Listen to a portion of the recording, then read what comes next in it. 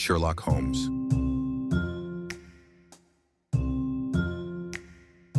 The Adventure of Silver Blaze. Silver Blaze, said he, is from the Somomy stock and holds as brilliant a record as his famous ancestor. He is now in his 5th year and has brought in turn each of the prizes of the turf to Colonel Ross, his fortunate owner. Up to the time of the catastrophe, he was the first favorite for the Wessex Cup, the betting being 3-1 on him.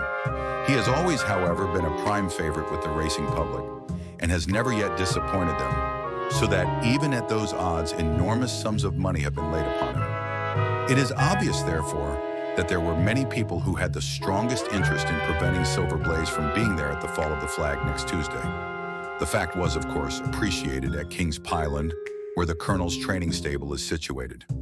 Every precaution was taken to guard the favorite. The trainer, John Straker, is a retired jockey who rode in Colonel Ross's colors before he became too heavy for the weighing chair. He has served the Colonel for 5 years as jockey and for 7 as trainer, and has always shown himself to be a zealous and honest servant. Under him were 3 lads, for the establishment was a small one, containing only 4 horses in all. One of these lads sat up each night in the stable, while the others slept in the loft. All 3 bore excellent characters. John Straker, who was a married man, lived in a small villa about 200 yards from the stables. He has no children, keeps 1 maidservant, and is comfortably off.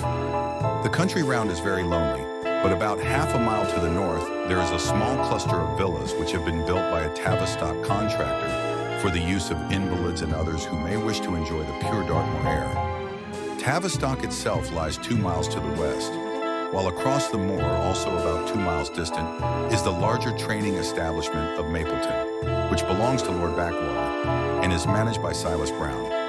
In every other direction, the moor is a complete wilderness, inhabited only by a few roaming gypsies. Such was the general situation last Monday night when the catastrophe occurred. On that evening, the horses had been exercised and watered as usual, and the stables were locked up at 9 o'clock. 2 of the lads walked up to the trainer's house, where they had supper in the kitchen, while the third, Ned Hunter, remained on guard. At a few minutes after 9, the maid Edith Baxter carried down to the stables his supper, which consisted of a dish of curried mutton. She took no liquid, as there was a water tap in the stables, and it was the rule that the lad on duty should drink nothing else. The maid carried a lantern with her, as it was very dark and the path ran across the open moor. Edith Baxter was within 30 yards of the stables when a man appeared out of the darkness and called to her to stop. As he stepped into the circle of yellow light thrown by the lantern, she saw that he was a person of gentlemanly bearing, dressed in a gray suit of tweeds with a cloth cap.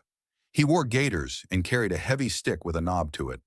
She was most impressed, however, by the extreme pallor of his face and by the nervousness of his manner. His age, she thought, would be rather over 30 than under it. "Can you tell me where I am?" he asked. "I had almost made up my mind to sleep on the moor when I saw the light of your lantern." "You are close to the King's Pyland training stables," said she. "Oh, indeed, what a stroke of luck," he cried. "I understand that a stable boy sleeps there alone every night. Perhaps that is his supper which you are carrying to him. Now I am sure that you would not be too proud to earn the price of a new dress, would you?" He took a piece of white paper folded up out of his waistcoat pocket. "See that the boy has this tonight, and you shall have the prettiest frock that money can buy." She was frightened by the earnestness of his manner, and ran past him to the window through which she was accustomed to hand the meals. It was already opened, and Hunter was seated at the small table inside. She had begun to tell him of what had happened, when the stranger came up again. "Good evening," said he, looking through the window. "I wanted to have a word with you." The girl has sworn that as he spoke, she noticed the corner of the little paper packet protruding from his closed hand. "What business have you here?" asked the lad. "It's business that may put something into your pocket," said the other. "You've 2 horses in for the Wessex Cup, Silver Blaze and Bayard. Let me have the straight tip, and you won't be a loser. Is it a fact that at the weights Bayard could give the other 100 yards in 5 furlongs, and that the stable have put their money on him?"